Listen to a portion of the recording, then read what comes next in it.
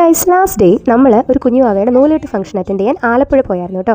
ജാൻവിക്കുട്ടി എന്ന വാവയുടെ പേര് ജാനു എന്ന് വിളിക്കും. അവിടെ നിന്ന് നേരെ പോയത് മാരാരിക്കുളം ബീച്ചിലേക്കാണ്. നട്ടുച്ച സമയമായതുകൊണ്ട് തന്നെ ആരുണ്ടാവില്ല എന്ന് എക്സ്പെക്ട് ചെയ്താണ് പോയതെങ്കിലും അത്യാവശ്യം ആളൊക്കെ ഉണ്ടായിരുന്നു കേട്ടോ. അവിടെ ഇങ്ങനെ സൈഡിലായിട്ട് കുടകൾ ഇങ്ങനെ നീട്ടി വെച്ചിട്ടുണ്ട്.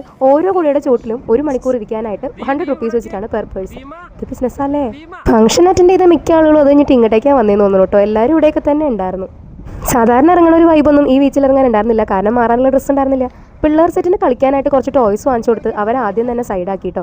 നമ്മൾ പണ്ട് ബീച്ചിൽ പോകുമ്പോൾ കൂടാരമൊക്കെ ഉണ്ടാക്കി വെച്ചിട്ട് പിന്നെ ആരെങ്കിലും വന്ന് തട്ടി പൊട്ടിച്ച് കളയുമ്പോൾ നമ്മളിരുന്ന് കറിയൊക്കില്ലേ, ആ സീനൊന്നും ഇല്ല കേട്ടോ. ഇപ്പോൾ ഇവർക്ക് കളിക്കാൻ പ്രത്യേകിച്ച് ടോയ്സ് ഒക്കെ ഉണ്ട്, ബീച്ച് ടോയ്സ് എന്നൊക്കെ പറഞ്ഞിട്ട്. അതിൻ്റെ ഉള്ളിലേക്ക് ഇട്ട് നമ്മൾ മണ്ണ് വാരിയിട്ടിട്ട് കമത്തി ഇടുമ്പോൾ അതിൻ്റെ ഷേപ്പിലൊക്കെ വരും. എന്തൊക്കെ പുരോഗമനങ്ങളല്ലേ.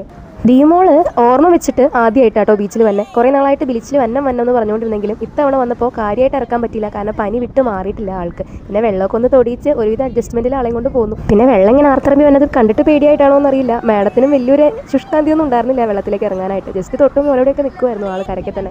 ഇവിടെ വരെ വന്നതല്ലേ, വേണമെങ്കിൽ ഒരു റീലെടുക്കാമെന്ന് കെട്ടിയോ പറഞ്ഞപ്പോഴാണ് ഐഡിയ വന്നത്. പിന്നെ ഒരെണ്ണം തട്ടിക്കൂട്ടി.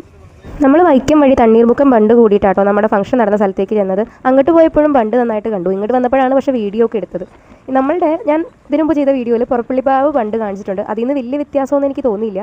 എന്നുവെച്ചാൽ സൈസ് കൂടുതലാണ് കേട്ടോ കമ്പാരിറ്റീവ്ലി. എന്നാലും ലുക്ക് വൈസ് ചെയ്താണ്ട് അതുപോലെയൊക്കെ തന്നെയാണ്, വലിയ വ്യത്യാസമൊന്നുമില്ല. നട്ടുച്ച സമയത്ത് ബീച്ചിൽ പോയോണ്ട് എല്ലാവർക്കും നല്ല തലവേദനയായിരുന്നു. പിന്നെ ചെറിയ കടയിൽ കയറിയിട്ട് ഒരു ചായയും മോമോസും കഴിച്ചു കേട്ടോ. അങ്ങനെ ടപ്പേന്നൊരു ദിവസം തീർന്നുപോയി. ഞാൻ ബിസിനസ് തുടങ്ങുന്ന സമയത്തില്ലേ കൈ നിറച്ച ഓർഡറായിട്ട് ഒരു ദിവസം ഞാനിങ്ങനെ നിൽക്കുന്ന ഇങ്ങനെ ഡ്രീം പറഞ്ഞായിരുന്നേ.